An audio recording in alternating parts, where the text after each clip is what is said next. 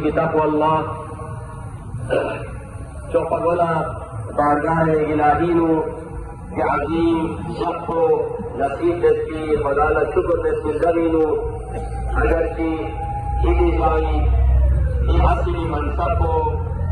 منفی عالم بشریت مولا امام زمانہ عجل اللہ فرج الشریف جاپے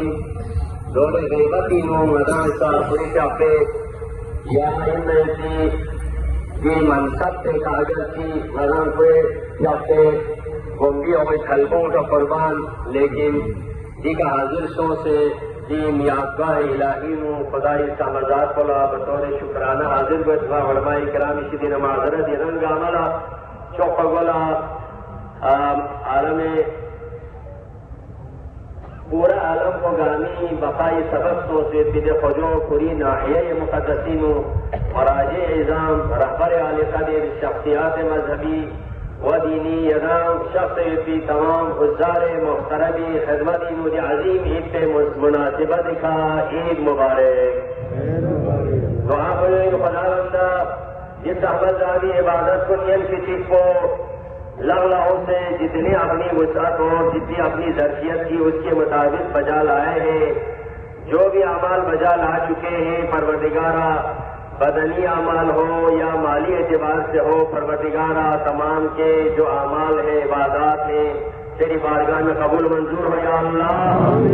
پروردگارہ جو بھی حاجات لے کر اس یادگاہ میں یہاں پر جمع ہیں ان تمام کی حاجتوں کو پورا کر دے یا اللہ جو مریض مریضہ ہے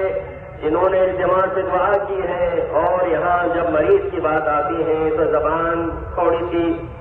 تھڑکھڑا جاتی ہے لڑکھڑا جاتی ہے آج اس منصب پر اس جگہ پر جس شخصیت نے ہمیں خطاب کرنا تھی لیکن آج وہ ہمارے درمیان نہیں ہے انشاءاللہ ہماری دعا ہے پروردگارہ خصوصی طور پر فضلہ محترم نے بھی آپ تمام کو عید مبارک کہا ہے اور التماع سے دعا کی ہے کہ ابھی آپ ان کے جو علاج کا سلسلہ چل رہا ہے ابھی چند دنوں میں علاج کا مزید سلسلہ شروع ہو جائے گا تو آپ تمام سے خصوصی التماع سے دعا بھی کی ہے جتنے بھی مریض مریضہ ہیں جو زیر علاج ہے پروردگارہ سب کو گامل غاریتنا بحق محمد آل محمد خصوصا مریض مخصوص سیان کی شفاء عاجل و کامل نصیب کیا اللہ خصوصی التماع سے دعا بھی کی ہے جتنے بھی مریض مریضہ ہیں جو زیر علاج ہے پروردگارہ سب کو گامل غاریتنا بحق محمد آل محمد خصوصا مریض مخصوص سیان کی شفاء عاجل و کامل نصیب کیا اللہ پروردگارہ لا الہ الا اللہ واللہ اکبر اللہ اکبر وللہ الحمد اللہ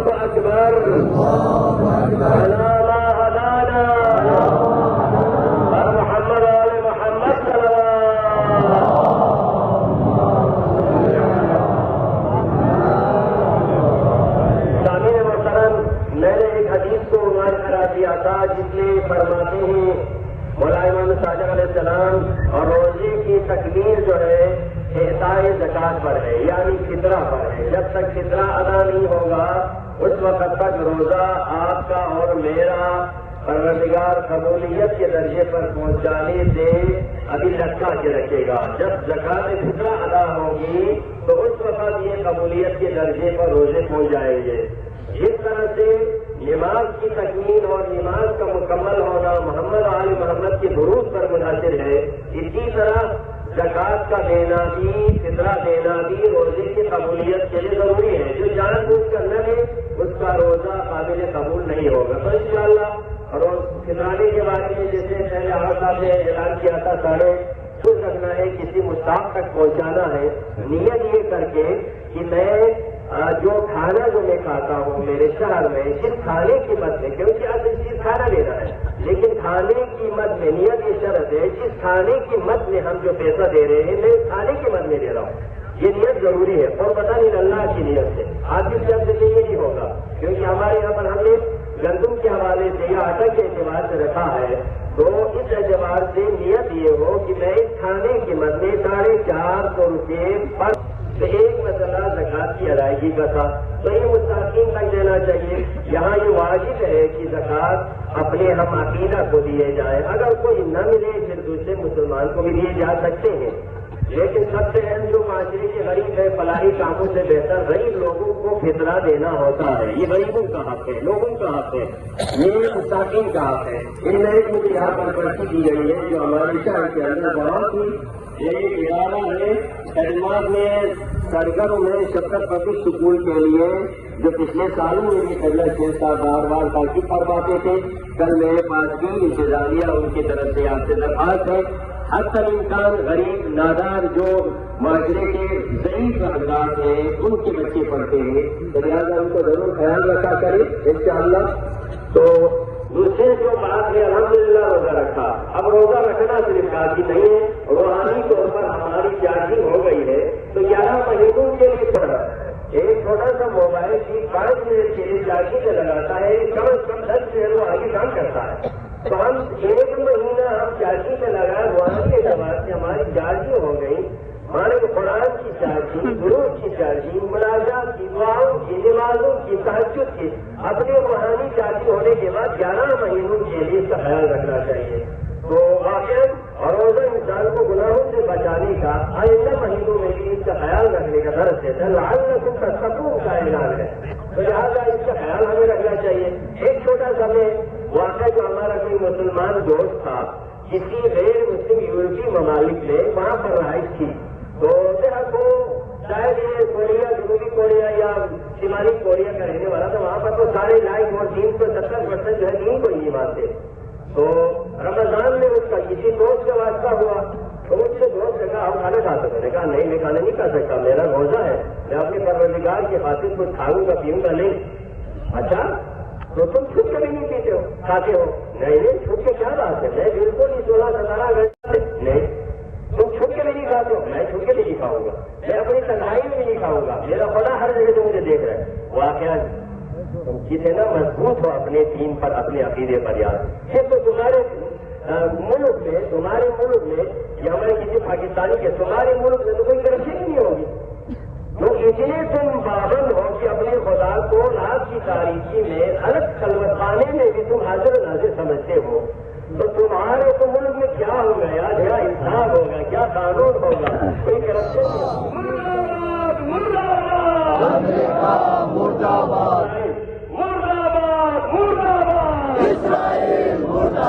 یہ ہمارا ایک اظہار وجود اور اظہار ہمدردی ہے، ہم ان کے ساتھ ہیں، ہم دور ہیں، لیکن یہی ہے۔ اب یہاں پر پچھلے اس میں علماء کرام تشریف لائے، انہوں نے واقعا ہمارے لیے میں تو نہیں کہوں گا شکریہ ہے، پورے سندھ کی جو سرزمین ہمارے یہاں تعزیت پہ آ گئے ان کا ہم شکریہ ادا کرتے ہیں، لیکن ایسے موقع پر اب یہاں پر پاکستان کے مسائل ہے، بالخصوص پاکستان کے اندر 2 گروہ جو پہلے صرف شیعوں پہ دہشت گردی ہوتی تھی، آل محمد کے ماننے والوں کو دہشت گرد ٹارگٹ کرتے تھے، لیکن نہیں تھا، بلکہ ان کا کوئی مطلب نہیں تھا، ہم اس ملک کے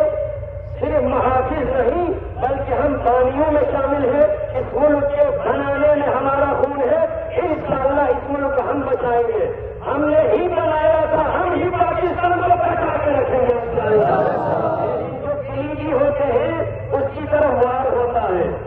نفس کی طرف جو گھر کے اصلی افراد ہوتے ہیں کسی غیر کی طرف دشمن کی نظر نہیں ہوتی، بلکہ اگر دیکھیں تو ہم اس ملک کے بانی بھی ہیں، ہم اس ملک کے محافظ بھی ہیں، اس لیے ہمیں ٹارگیٹ کرتے ہیں۔ لیکن ایسے ٹارگیٹ کرنے سے آل محمد کے ماننے والے گھبراتے نہیں ہیں۔ ہم نے شہادت کو اپنی آخری زندگی کا آخری مقصد سمجھا ہے، وطن کی حفاظت کو، علاقے کی حفاظت کو ہم اپنا جزء ایمان سمجھتے ہیں۔ پاکستان کو ہم اپنے عقیدے کی بنیادوں پر حاصل کردہ مملکت سمجھتے ہیں۔ وطن کے ساتھ محبت کو ہم اپنی ایمان اور عقیدے کا حصہ سمجھتے ہیں۔ لیکن یہاں پر سیکورٹی کا اگر آپ دیکھیں، دنیا کا یہ المیہ ہوتا ہے، کسی بھی ملک کی کمزوری کا سب سے اگر دیکھا جائے خطرناک پہلو یہ ہوتا ہے جس کے سیکورٹی ادارے محفوظ نہ ہو تو وہ ملک ہمیشہ خطرے میں ہوتا ہے۔ تو میں یہاں سے یہی ضرور کہوں گا، آپ سے دل بستہ کہوں گا، یہاں پر آج عوام اور سیکورٹی اداروں کے درمیان میں جو فاصلے ڈالے جا رہے ہیں، جو دوریاں پیدا ہو گئی ہیں، ذمہ داروں اور اعلیٰ مختلف اداروں کو سوچنا پڑے گا۔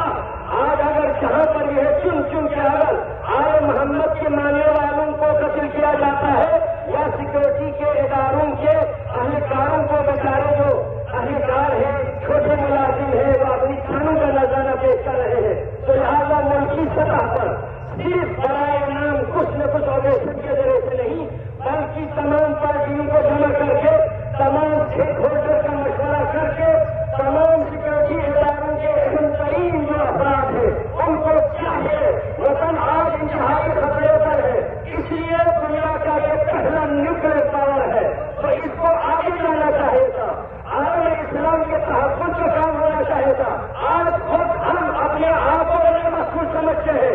تو لہٰذا اس سے سوچنا پڑے گا۔ میں آپ کو